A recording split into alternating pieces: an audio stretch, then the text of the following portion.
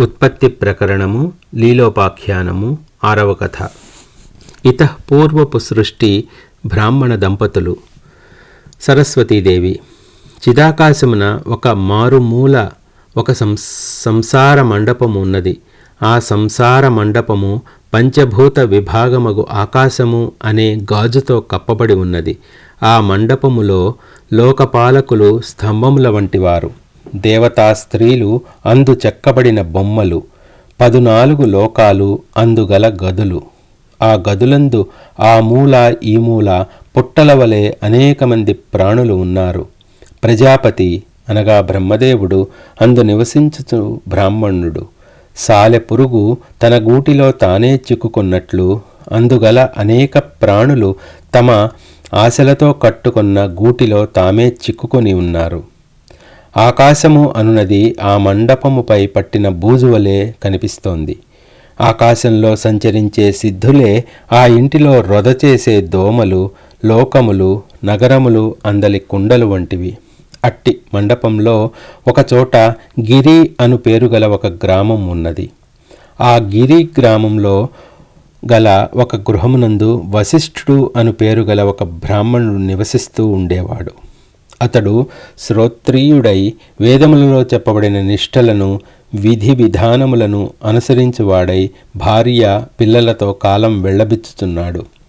రోగహీనుడై, భయరహితుడై, శాంతచిత్తుడై, ధర్మపరాయణుడై, సేవానిరతుడై గృహస్థాశ్రమమును నిర్వర్తించుచున్నాడు.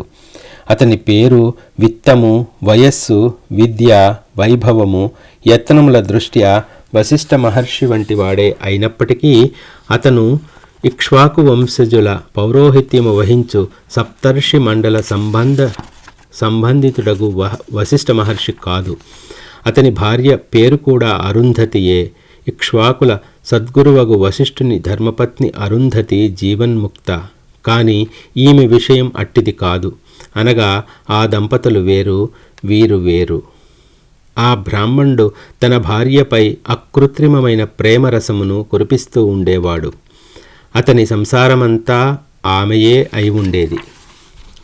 ఆ బ్రాహ్మణుడు ఒకరోజు ఒక పర్వతముపై గల పచ్చిక బయలునందు ఆసీనుడై ఒంటరిగా ప్రకృతి సౌందర్యమును, ప్రశాంతతను అనుభవిస్తున్నాడు. అప్పుడు ఒకానొక రాజు తన పరివారమును వెంటబెట్టుకొని వేట వినోదమును ఆస్వాదించుచు ఆ కొండ క్రిందగల బాట వెంట రావటం జరిగింది. మన బ్రాహ్మణుడు ఆ సంరంభమంతా గమనించుచు తన అంతరంగమున ఇట్లు సమాలోచించసాగాడు. ఆహా, ఈ రాజు ఎంతటి వైభవం అనుభవించుచున్నాడు! ఈ గుర్రాలు, ఈ ఏనుగులు, ఈ సేవకులు, ఈ నారీజనం ఇవన్నీ నేను కూడా పొందితే ఎంత బాగు!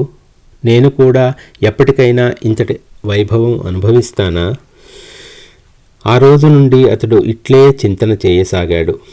అట్లా అనుక్షణికంగా చింతన చేస్తూనే తన దైనందిక కార్యకర్మలను యథావిధిగా నిర్వర్తిస్తూ ఉన్నాడు. కాలక్రమంగా ముసలివాడయ్యాడు.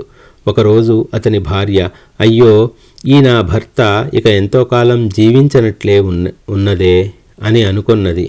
మరణరహితమనేది అసంభవమని ఆమెకు బాగా తెలుసు. ఆమె తన భక్తి ప్రపత్తులతో నన్ను ప్రసన్నురాల్ని చేసుకొని, అమ్మా, ఈ నా భర్త ఒకవేళ విధివశాత్తు మరణిస్తే అతని జీవము నేను కూడా నా ఈ గృహము నుండి బయటకు వెళ్లకుండునట్లు దీవించు అని నన్ను వరం కోరుకున్నది. నేను అట్లే వరం ప్రసాదించాను. కొంతకాలానికి ఆ బ్రాహ్మణుడు మరణించాడు. అయితే అతని జీవ చైతన్యము జీవవాసనా ప్రభావం చేత ఆ ఇంట్లోనే నివసించసాగింది. అతడు ఆ గృహాకాశమునందే తన కల్పనాబలం చేత పరమశక్తి సంపన్నుడగు రాజు అయ్యాడు. తన ప్రతాపశక్తులతో ముల్లోకములను జయించి పాలించసాగాడు. అతడు సాధువులకు దిక్కై, శాస్త్రములకు ఆదర్శమై, యాచకులకు కల్పవృక్షమై, ద్విజులకు ఆశ్రయమై, ధర్మమునకు ఆలవాలమై రాజ్యపాలనం చేస్తూ వస్తున్నాడు. చూచావా బిడ్డ, ఆ బ్రాహ్మణుడు తన పాంచభౌతిక శరీరమును పరిత్యజించి ఆ గృహాకాశమునందే చిత్తాకాశమయమగు శరీరమును దాల్చి విస్తారమైన రాజ్యపాలనను అనుభవిస్తున్నాడు. అతని భార్య విగతజీవుడైన తన భర్త శరీరంను చూచి అత్యంత దుఃఖము పొందింది. కొద్ది సమయం ఎంతగానో దుఃఖించింది. అప్పుడు ఆమె కొయ్యబారిపోయి తన దేహమును పరిత్యజించి తాను కూడా అతివాహిక దేహము లేక చిత్తాకాశమును ఆశ్రయించి తన భర్త వద్దకు వెళ్ళినది. అక్కడ ఆమె తన భర్తతో సంతోషంగా కాలం గడపసాగింది. అది ఆమె కోరుకున్నట్లు ఆ బ్రాహ్మణ గృహంలోనే ఏర్పడి కొనసాగుతోంది. ఓ లీలాదేవి, ఆ బ్రాహ్మణ దంపతులు మరణించి నేటికి ఆ గిరిగ్రామంలో 8 రోజులు గడిచింది. వారిద్దరూ తమ స్థూల దేహములను పరిత్యజించారు కదా. వారి ఇరువురి భౌతిక దేహములు ఆ గిరిగ్రామంలో ఆ ఇంటికి సమీపంలో ఖననం చేయబడ్డాయి. అక్కడ వారి భూములు, స్థిర చర ఆస్తులు, ధన రత్న గృహాదులు ఇప్పటికీ అట్లే ఉన్నాయి. ఓ పుత్రిక, ఆ బ్రాహ్మణ దంపతుల కథ అంతా చెప్పాను కదా, ఇప్పుడు విను. ఆ బ్రాహ్మణుడే నీ భర్తయగు పద్ముడు. అతడే ఇప్పుడు చిదాకాశం నందు నీవు చూచిన రాజ్యంను పొంది పాలన చేస్తున్నాడు. నీవే ఆ అరుంధతి అనుబడు బ్రాహ్మణ పత్నివి. అప్పుడు ఆ గిరిగ్రామంలో మీరిద్దరూ పార్వతీ పరమేశ్వరుల వలె బ్రాహ్మణ దంపతులుగా చాలా కాలం ఉండి ఉన్నారు. ఇప్పుడో ఆ నీవే ఇక్కడ నీ భర్త యొక్క వియోగమును పొందిన దానివై విరహము అనుభవిస్తూ ఈ రాజ్యపాలను పాలించుతున్నావు. ఇతఃపూర్వపు సృష్టులు, ఇప్పటి సృష్టులు, ఇక ముందు సృష్టులు భ్రమ మాత్రమే అని చెప్పాను కదా. బ్రహ్మాకాశమే భ్రమ వలన జీవస్వరూపమును గ్రహించుతున్నది. భ్రమ వలననే చిదాకాశమునందు భ్రమ ప్రతిబింబిస్తోంది.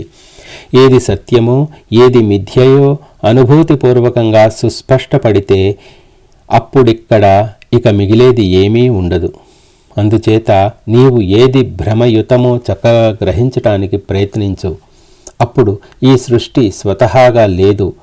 నేను నా యొక్క స్వకీయ సంకల్పనా బలం చేత కల్పనను ఆశ్రయించటంచే లేని దానికి అస్తిత్వము ప్రసాదించుతున్నాను. అట్లు ప్రాప్తించిన అస్తిత్వమును మరలా అనుభవించుతున్నది నేనే అన్నట్టి ఆత్యంతికమైనట్టి సృష్టి కేవలం దృష్టి మాత్రమే అనే అవగాహన కలుగగలదు.